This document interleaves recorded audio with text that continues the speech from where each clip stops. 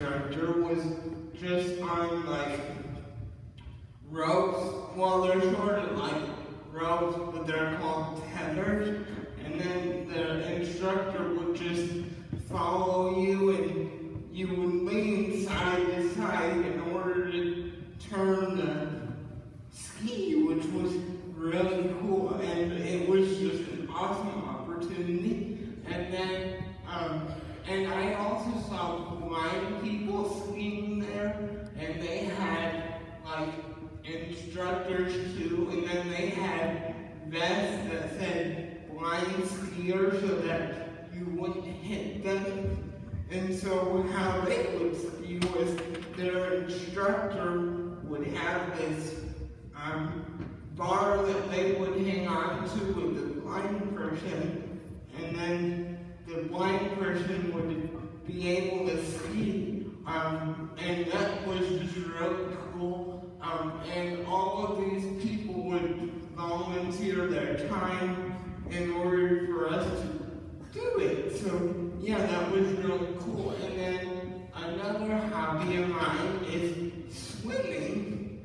And the reason I like swimming is on land, I don't really have that much movement. I mean, I can move my arms and legs to an extent, but in the water, I can actually walk in the water, which is really cool. I can jump, I can sort of hobble around, which is really cool. And actually, I remember getting to swim at Mrs. Miller's pool.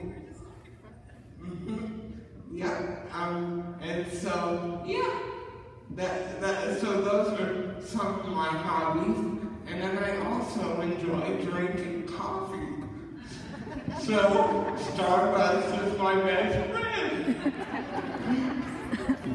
Okay, so we can learn from that when there's something that's kind of given us fear and we don't want to maybe try it, that we can remember, man, Mason has been at the top of a mountain and gone down and skied and snow skied and all those different things that you've done.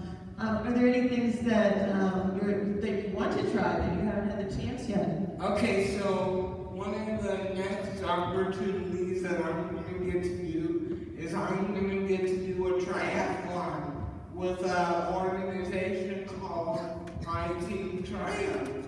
And you're probably like, well, how does Mason do a triathlon? And a triathlon, if you don't know what that is a race type thing where you have running, you have swimming, you have biking. I think those are the three. And so, yeah, it's just going to be really cool. And I'm doing that with one of our special education teachers that works on. Her name is Barb Marks, and she's really strong. And during the swimming part, I'll be in this boat thing, and then she'll get to pull me. And then when we're running, I'll be in a stroller type thing. Yeah, and then we'll run, and then I'll be pulled behind in a trailer. It's called a bike trailer. It's kind of like you see them for like little kids, like some of you might know what they are, but you sit in it and then the person is attached to the person's bike and then they pull you, and it'll be out of my comfort zone, but I think that when you go out of your comfort zone, and it might seem like it would be a challenge at first, but when you take that first step and say, I can do it, then it'll pay off and you'll have fun. So I'm really excited, and that's in June, and it's going to be in Winona Lake. So, yeah. I didn't know it was going to be here. So I can come cheer for you. Yep. All right. Hey, you were in some other kind of race already, though, weren't you? I was in a race called the Limitless Race, and it was actually put on by my family's secondary company. It's called Metzger Outdoors, and like we don't make any money off it. It's just a non-profit organization, but we organize what are called adventure races, which have biking, running, navigating, sometimes canoeing, and usually at these races I just have to sit on the sidelines, but at the Limitless race I was actually able to participate in the activities, and one of the activities that we did was go down a water slide, which was pretty cool, and yeah, so, and that benefited an organization at Grace College, and then one of the real cool things that I'm really excited for is a thing called Limitless Park. I don't know if you guys know where the park is in Winter Lake, but usually at the park, I just have to sit on the sidelines and just kind of watch my family play, or, yeah. But when the Limitless Park comes to town, I'll be able to go on a slide or get my wheelchair on the equipment and chase my sister around. And it'll just be really cool because I've gotten to go to the park, but it's always been kind of like, okay, time to sit, and then after 5 minutes you get bored.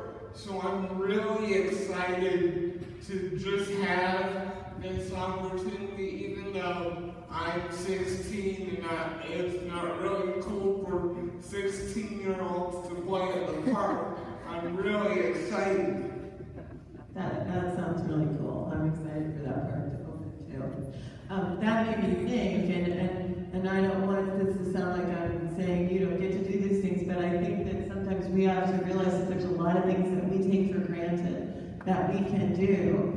As we were listening to Mason talk about right now, his parents help him get dressed in the morning, and just the opportunity he's going to have at a park now that he's never had before.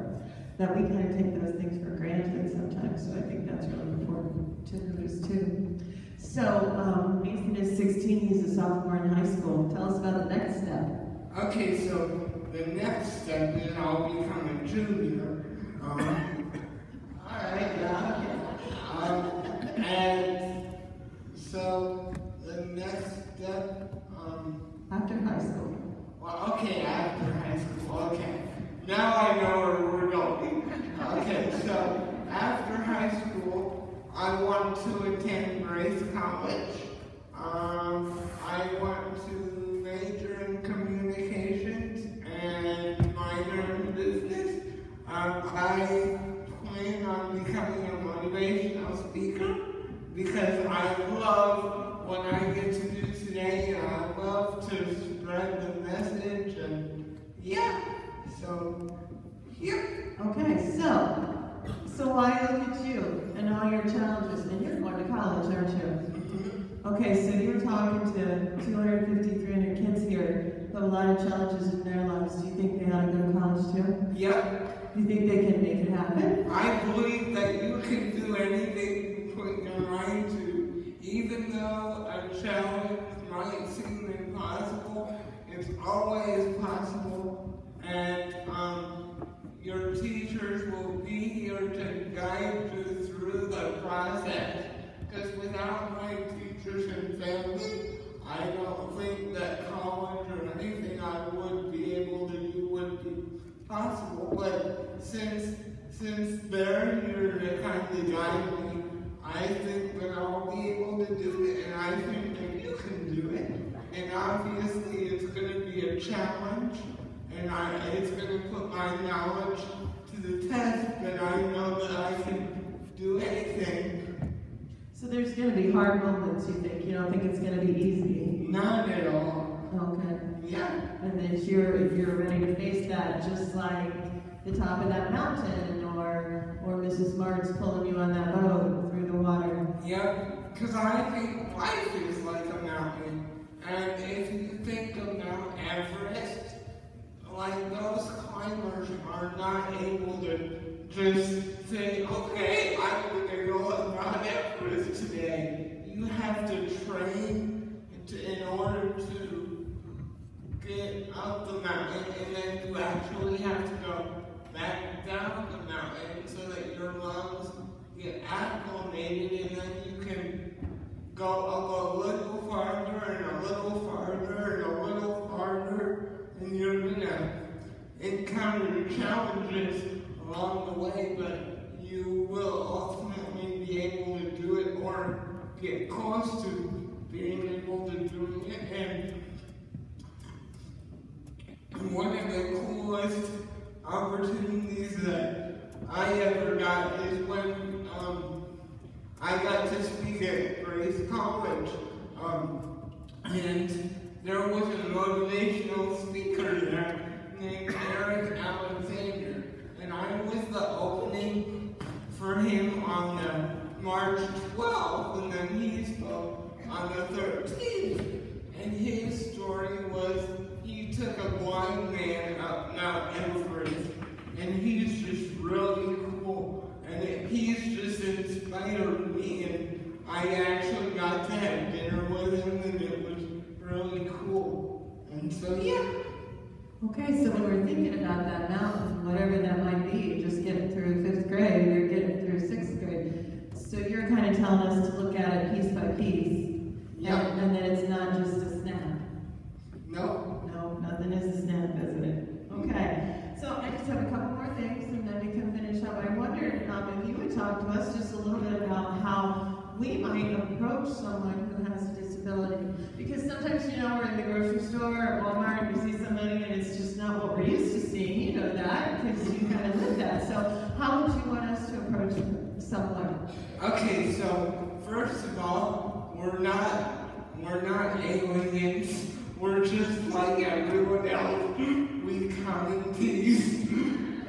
But we're just normal, and as Mrs. Miller said, we go through challenges, and we have external challenges, but we ultimately overcome them. So I think that you should approach someone with a disability the same way that you approach anyone else, because we're the same. All right, cool. I was thinking about a story somebody told me a long time ago about how when we see people, we just see the outside of them. And so a lot of times people look all well put together and we kind of compare ourselves to them, but we don't know what's going on inside of them. And so but we know us, so we feel kind of junky inside. We compare ourselves to somebody who's dressed really nice, and we think they're better than us, but everybody's struggling with something. Mm-hmm. Okay, cool. Hold on, let me think, so I don't lose anything. Do you think I've forgotten anything? No, and I just want to tell you guys that you all matter. You all have a purpose in your life, and always follow your dreams. And just be the best person you can be. The advice that I would give you is to have your teachers are here to help you, and they can help you through your struggles, and that's kind of what they're here for. And so I would encourage you to reach out to them if you need to. And yep. So if Mrs. Miller has anything else, we'll say that next one then. All right. I think that is a great ending, Mason, that just encourage them that they can all do something with their lives and that they all have a purpose. And I hope that you all heard that. I thank you so much for taking your time to listen to my friend Mason and his story. And like I told you, I sure hope that it sticks with you forever. And I think Mason probably does too. Yep. So have a great day.